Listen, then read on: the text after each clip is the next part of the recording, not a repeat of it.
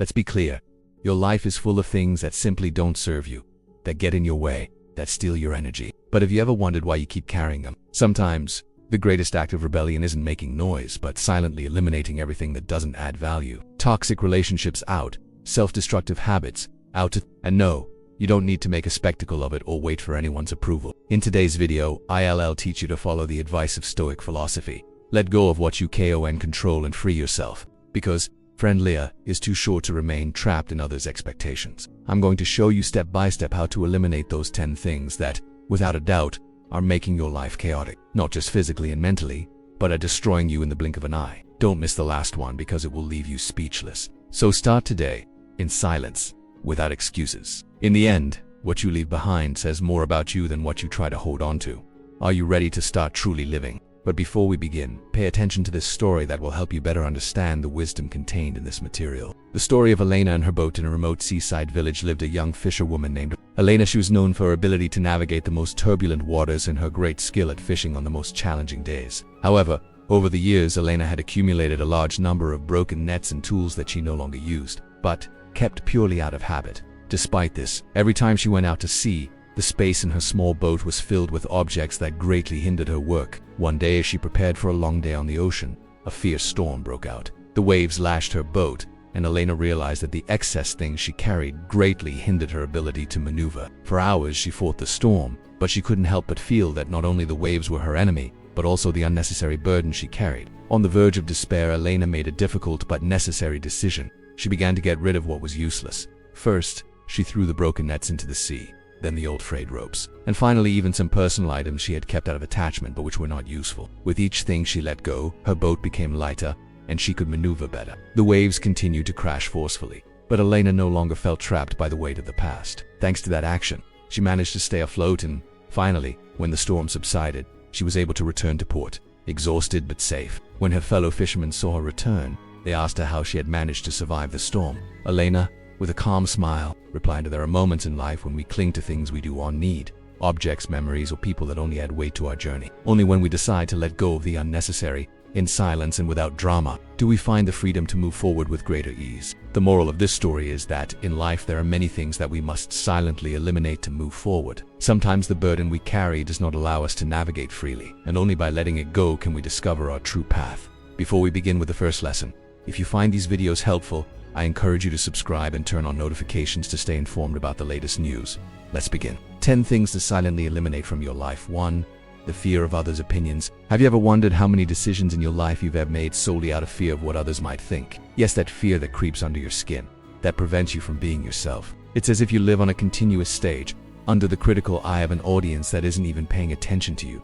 Because you know what? Most of the time, people are too busy dealing with their own insecurities to judge you, but still, you freeze. The fear of others' judgment is one of those silent parasites that feeds on your dreams. It clings to your back, whispers in your ear when you think about doing something different, or daring what will others think. And suddenly, you change course, adapting your life to what you believe others expect of you. What irony! We spend so much time worrying about others' opinions that, without realizing it, we stop living the life we want. Here's how this fear works.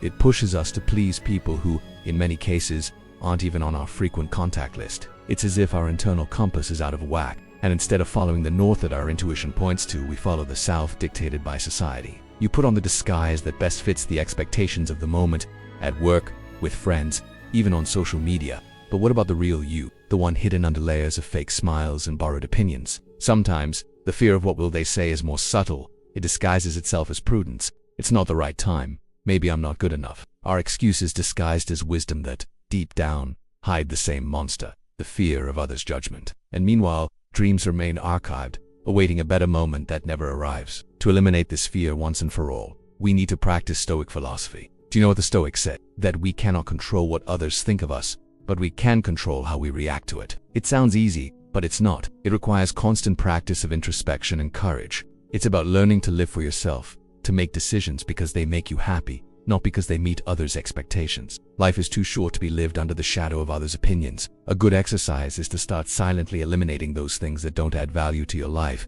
those that are only there to please others. Do you feel obliged to maintain a certain image? Did you pursue a career that doesn't fulfill you because it was the right thing to do? Free yourself from those burdens. Start with small decisions.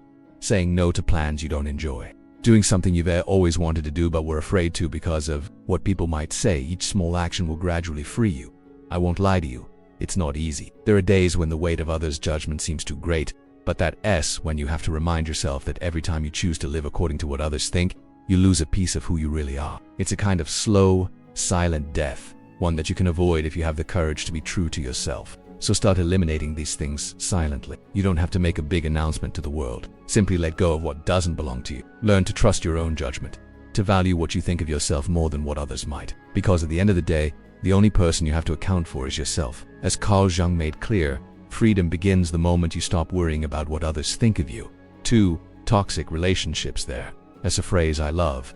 There are none so blind as those who will not see. You've surely heard it, right? The curious thing is that many times we apply that selective blindness to our own relationships. We get used to dealing with people who, in some way, subtract more from us than they add. Yes, I'm talking about those toxic relationships that, without you realizing it, slowly drain your energy. And the worst part is that sometimes you cling to them as if they were indispensable. Now, I'm not just talking about romantic partners. Toxic relationships can be anywhere.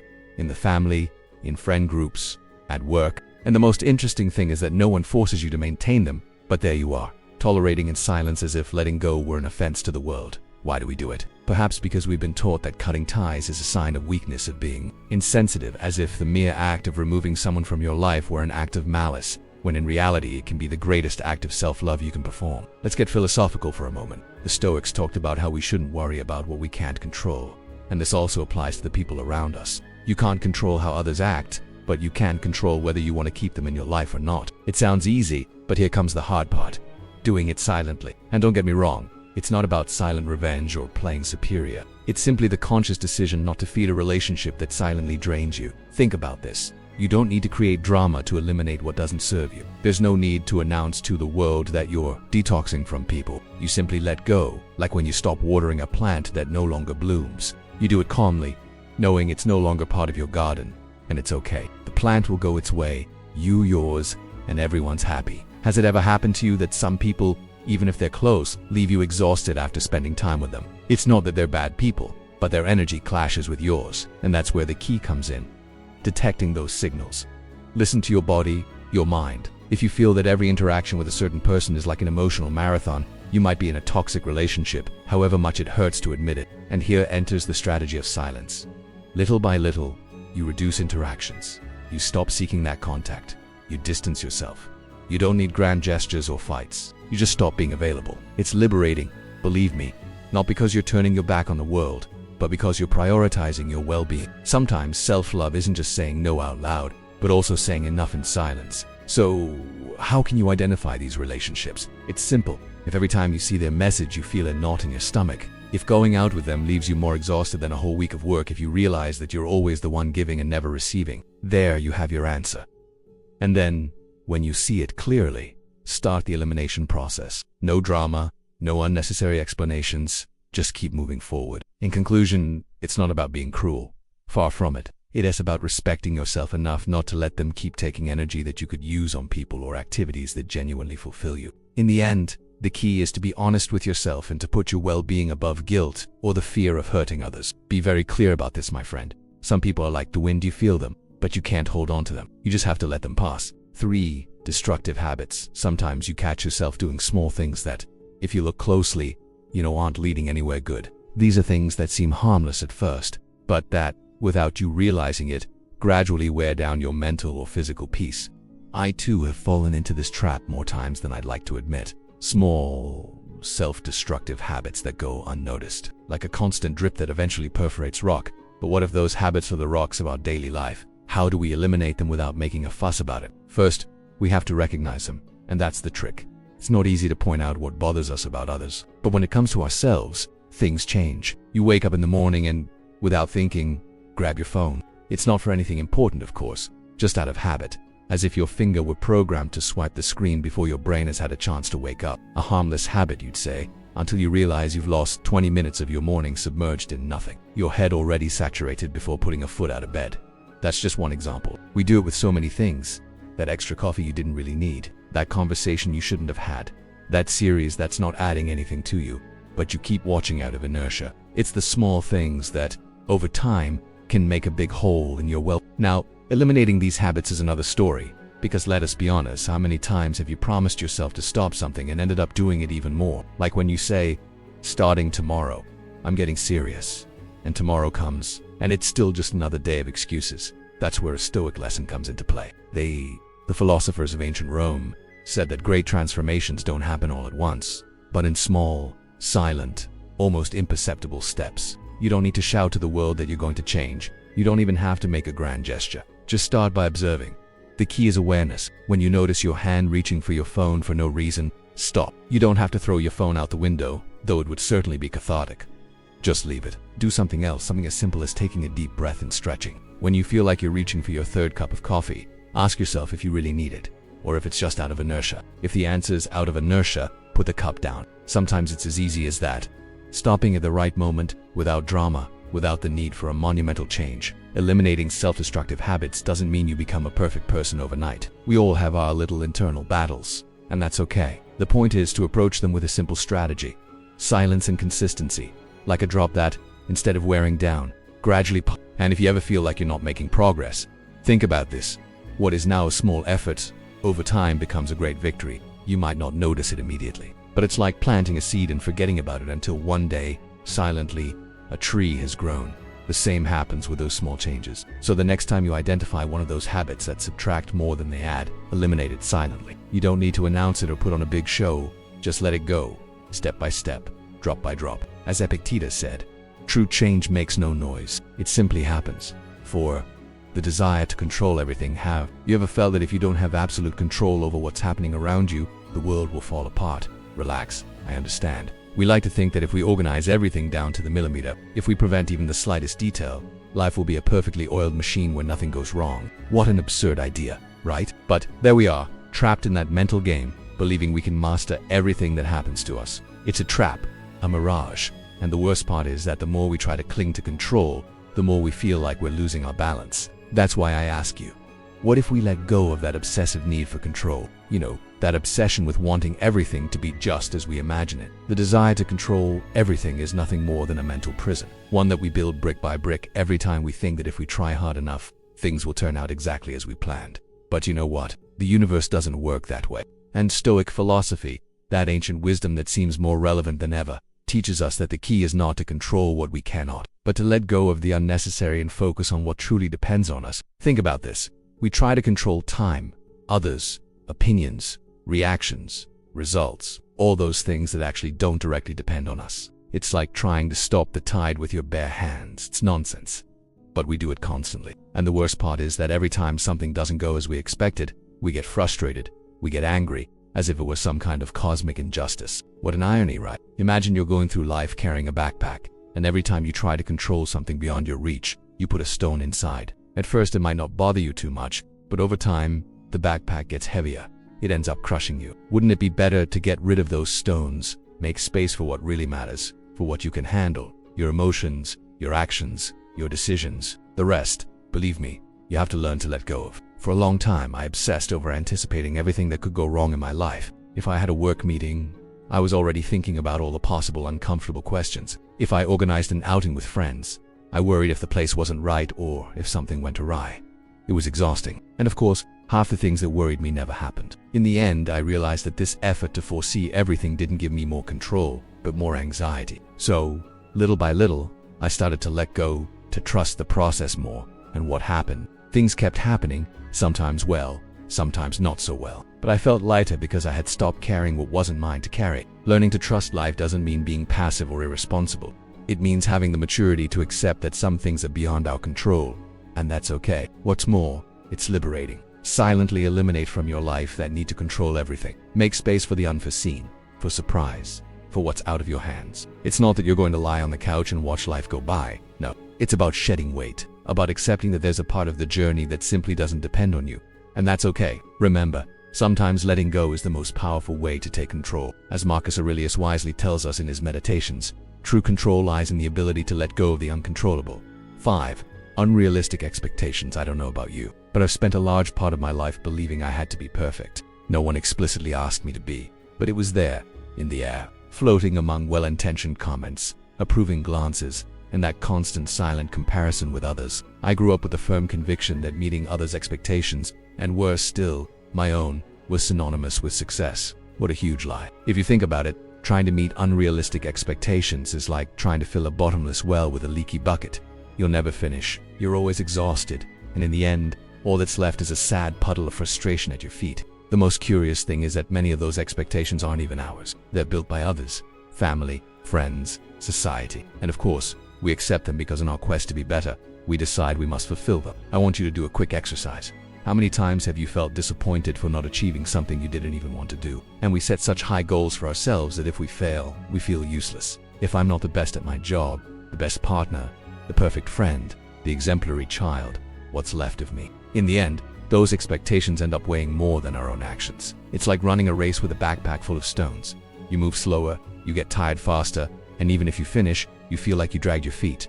What's the point? That's where Stoic philosophy comes in, which I've always felt has a brilliant perspective on this. According to the Stoics, you cannot control what others think of you, nor can you guarantee that the universe will play in your favor. What you can do is control how you react to it. The key, then, is to reduce the burden.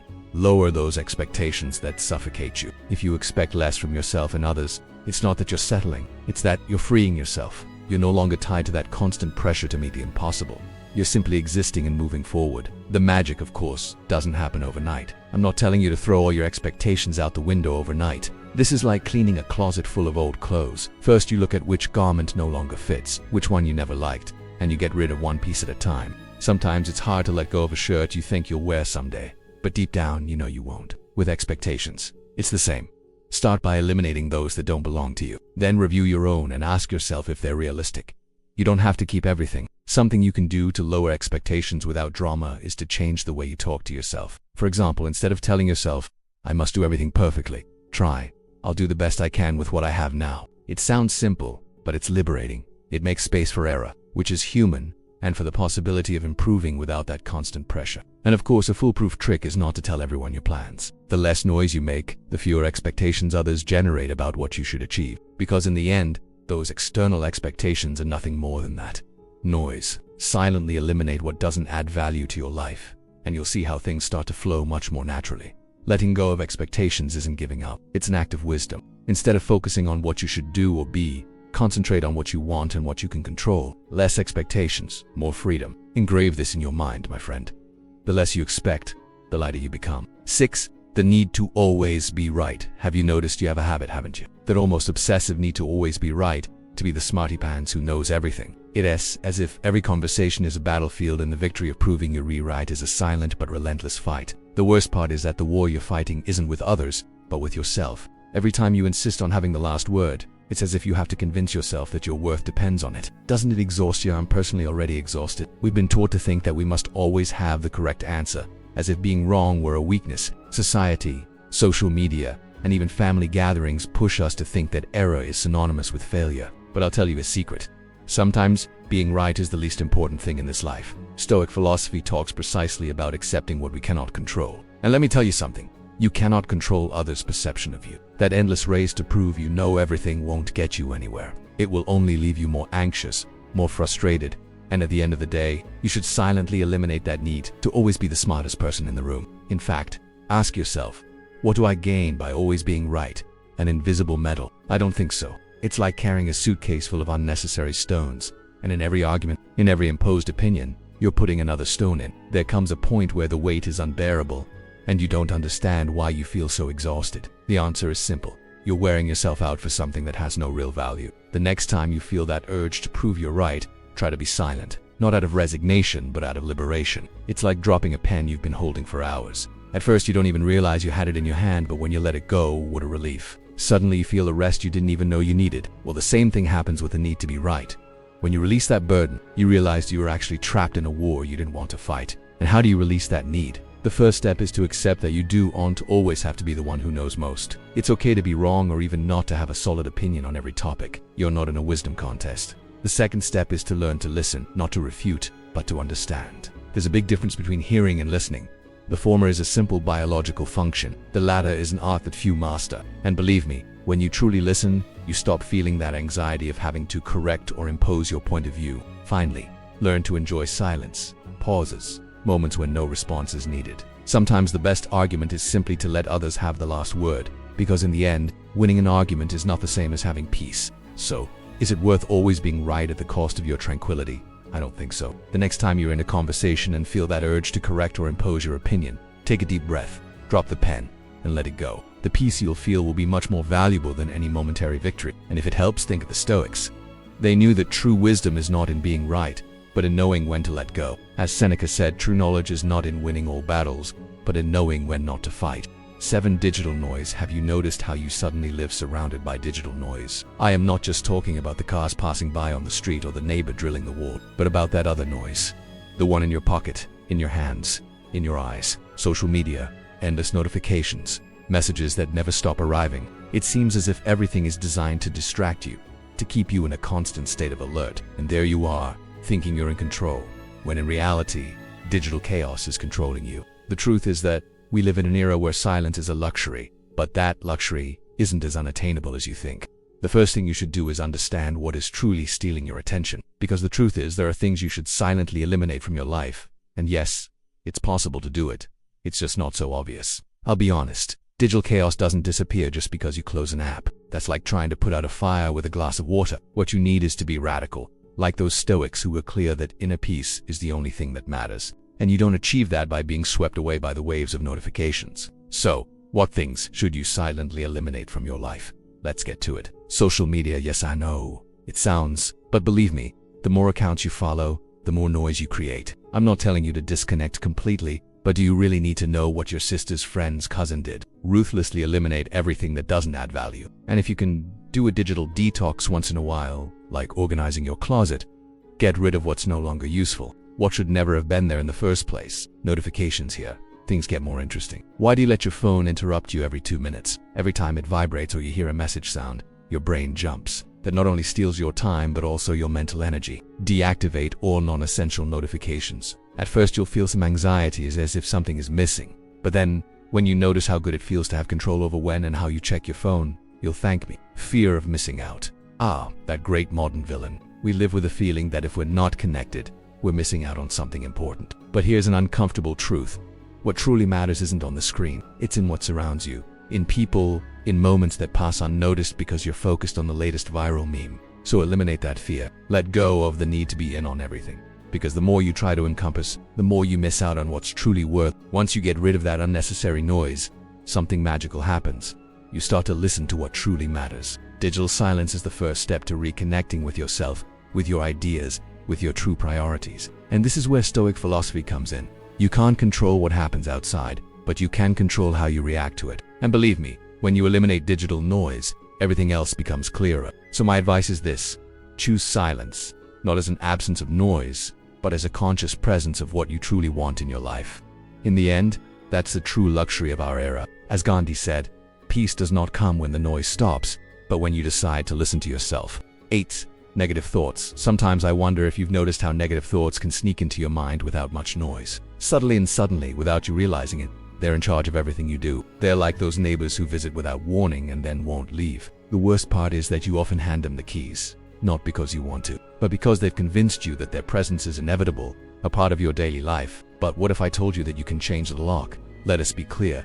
These thoughts are nothing more than destructive patterns that end up shaping our actions. And not in the best way, of course. You've surely caught yourself thinking things like, why does everything go wrong for me? Or I'll never achieve it. And of course, when that type of thought repeats over and over, you end up believing it. And what you believe, you end up acting out. It's like planting a poisoned tree and then wondering why its fruits aren't edible. The curious thing is that these negative thoughts aren't necessarily reality, but they feel as real as the ground you walk on. This is where Stoic philosophy comes in with its brutal simplicity. You cannot control what happens to you, but you can control how you respond. It's something that sounds so simple, but most of the time, it escapes us. You let these mental patterns dictate your emotions and actions, when true freedom lies in taking the reins of your responses. But of course, it's not something that changes overnight. The first key is silence. Yes, you'll read that right. Silently eliminating those thoughts. You don't need to put on a show to try to remove them from your life. It's just a matter of starting to recognize when a negative thought appears, identifying it and letting it pass without feeding it. Because the more attention you give it, the more power you give it. It's like a fly in the room. If you obsess over catching it, you only agitate it. Why not just ignore it until it gets tired of buzzing around? Another powerful technique is to question those thoughts. Every time a destructive thought assails you, ask yourself, is this true? Does everything really go wrong for me? Or is it just an exaggerated perception? Many times you'll realize that they are inflated ideas that have no real basis. And if they have some truth, at least you can start thinking about solutions instead of wallowing in the problem. And finally, there's detachment. I'm not talking about becoming a monk on a mountaintop, but about starting to take emotional distance from what you think. Your thoughts are not you, and just because something passes through your head doesn't mean it has to stay there. This requires practice, but little by little you will learn to see them for what they are. Simple, passing clouds in a sky that is always there. Firm, negative thoughts are like those small things you should silently eliminate from your life. They don't need a big fuss, just a change of focus, patience, and internal questioning. Because at the end of the day, what you think shapes what you do, and what you do defines who you are. As Brian Tracy rightly says, thoughts are not facts, but if you believe them, they become your reality. 9. Physical and mental disorders. Sometimes it happens that we wake up and feel that the world weighs a little more heavily than usual. You look around and realize it's not just a feeling. It's that your space is cluttered with things, objects, stacked papers, clothes thrown on a chair, and somehow your head also seems like a messy drawer. I don't know if it happens to you, but when my environment is a disaster, I feel like my mind follows the same path. Physical and mental disorder, though it may not seem like it, are more connected than we'd like to admit. There's something profoundly liberating about order in our space. It directly affects our mental clarity. The Stoics, for example, talked about the importance of focusing on the essential,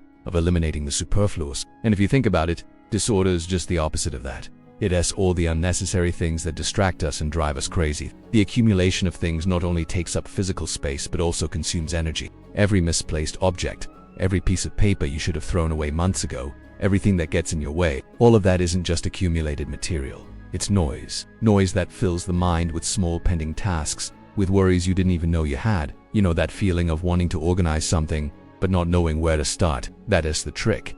It is not about organizing as if you had to do everything at once, but about silently eliminating what is no longer useful. The first step is simple. Observe. Look around and ask yourself, do I really need all this? If you haven't used something in a considerable time, it's likely you don't need it anymore. But it's not just about material things. Mental clutter works the same way. Sometimes we accumulate thoughts, worries, and feelings like someone keeping broken objects, thinking they'll be useful someday. The reality is that holding on to all that only weighs us down. So, what to do? Eliminate silently, little by little. You don't need to make a spectacle of it. There's no need to shout it to the world. Simply let go. Release what doesn't serve you, both physically and mentally. Sometimes, silence is the act of rebellion in a world that seems to be full of noise. If there are people in your life who cause you discomfort, if there are projects that no longer motivate you, if there are thoughts that only drain you, get rid of them without drama, without explanations, just let them go. Remember that external order is often reflected internally. So if you start to bring some clarity to your surroundings, you'll see how little by little that clarity also reaches your mind. It's not magic. It's a process, like when you decide to clean a drawer and suddenly you feel lighter. Because in the end, everything in its place is one less worry. Every object you release is one step closer to a lighter, clearer life. The Stoics didn't complicate things with the unnecessary. They knew that the key was to concentrate on what was important, on what truly deserved your attention, and what didn't, they let it go. It's that simple, and that's how it should be for us too. Living in a world full of physical and mental disorder is like walking in a maze with no exit. But when you start getting rid of what you don't need, you discover that the exit was always there. You just couldn't see it because of all the clutter. If you want peace of mind, start by organizing yours. Do it without rushing, without noise. Eliminate silently, but consistently. Your mind will thank you. As Nelson Mandela said, when the noise is silenced, the essential is heard better. 10.